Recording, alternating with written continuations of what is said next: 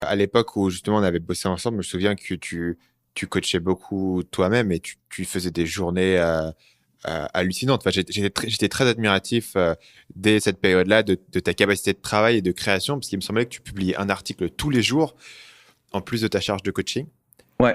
Aujourd'hui, c'est quoi ton quotidien maintenant que pour le coup, tu as développé tout ce process en termes de formation de coach? Bah, aujourd'hui, si tu veux, ma journée, je vais la démarrer à 9 heures. Généralement, jusqu'à 10 heures, je vais être sur la gestion des emails, la gestion des urgences, la gestion de l'équipe également. Ensuite, je vais coacher pendant 2 heures. Ensuite, je vais aller à la salle de sport, prendre une pause déj.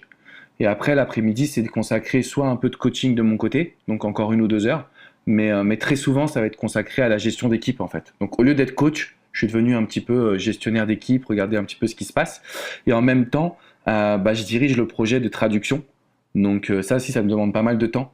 J'aimerais sortir le site en espagnol et portugais assez rapidement. Donc, euh, donc ma journée, en fait, je vais commencer à 9 heures, je vais terminer vers les coups de 18-19. Et entre-temps, je vais à la salle de sport, quoi.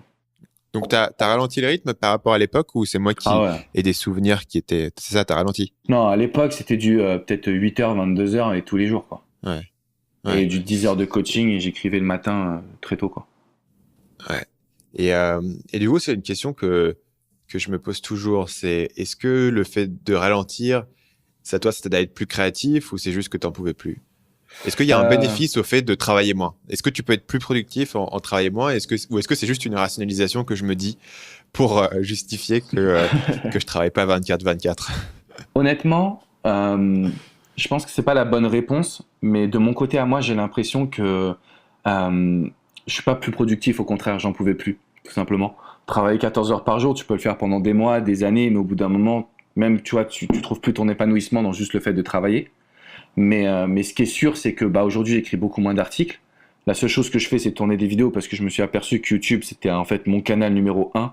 Ça avait remplacé mon SEO. Donc, je dirais que non, je suis moins productif parce que je travaille moins.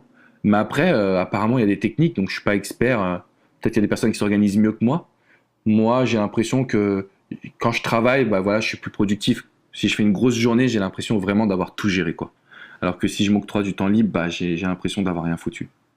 Salut, c'est Stan, j'espère que vous avez apprécié cet extrait du podcast Marketing Mania. Bien sûr, vous pouvez retrouver l'ensemble des épisodes du podcast, y compris les instructions sur comment vous abonner sur l'application Apple Podcast ou sur votre téléphone Android en vous rendant sur mon site à l'adresse marketingmania.fr/podcast. Je vous ai mis le lien dans la description de cette vidéo.